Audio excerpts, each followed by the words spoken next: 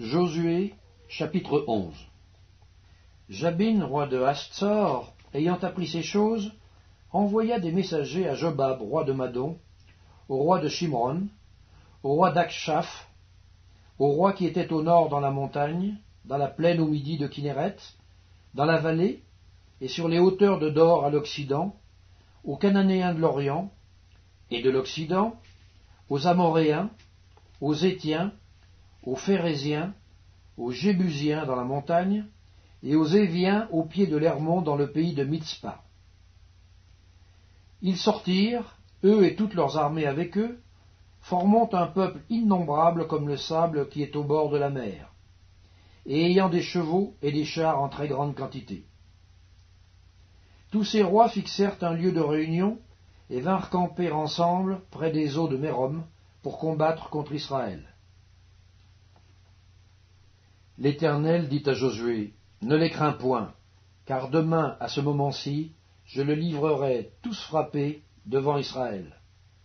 Tu couperas les jarrets à leurs chevaux, et tu brûleras au feu leurs chars. » Josué, avec tous ces gens de guerre, arriva subitement sur eux, près des eaux de Mérom, et ils se précipitèrent au milieu d'eux. L'Éternel les livra entre les mains d'Israël. Ils les battirent et les poursuivirent jusqu'à Sidon la grande, jusqu'à Misréphoth-Maïm et jusqu'à la vallée de Mitzpa vers l'Orient. Ils les battirent sans en laisser échapper aucun. Josué les traita comme l'Éternel lui avait dit. Il coupa les jarrets à leurs chevaux et il brûla leurs chars au feu. À son retour, et dans le même temps, Josué prit Hatsor et frappa son roi avec l'épée. Hatsor était autrefois la principale ville de tous ses royaumes. On frappa du tranchant de l'épée, et l'on dévoua par interdit tous ceux qui s'y trouvaient. Il ne resta rien de ce qui respirait, et l'on mit le feu à Hatsor.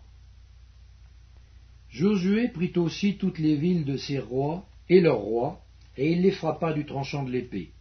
Il les dévoua par interdit, comme l'avait ordonné Moïse, serviteur de l'Éternel.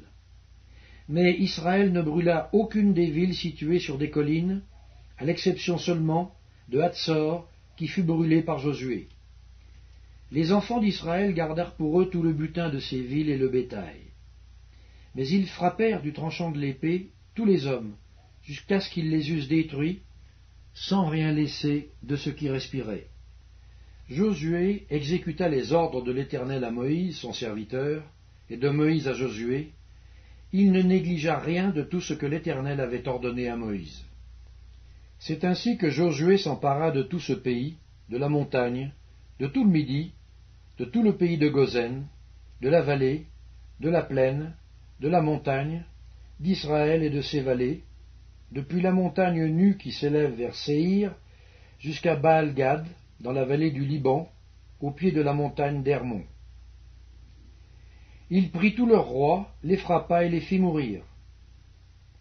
La guerre que soutint Josué contre tous ses rois fut de longue durée. Il n'y eut aucune ville qui fit la paix avec les enfants d'Israël, excepté Gabaon, habité par les Éviens. Ils les prirent toutes en combattant. Car l'Éternel permit que ces peuples s'obstinassent à faire la guerre contre Israël, afin qu'Israël les dévouât par interdit, sans qu'il y eût pour eux de miséricorde, et qu'il les détruisit, comme l'Éternel l'avait ordonné à Moïse.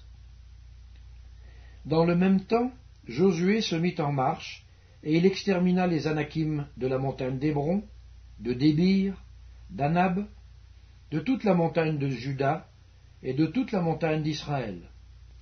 Josué les dévoua par interdit, avec leurs villes.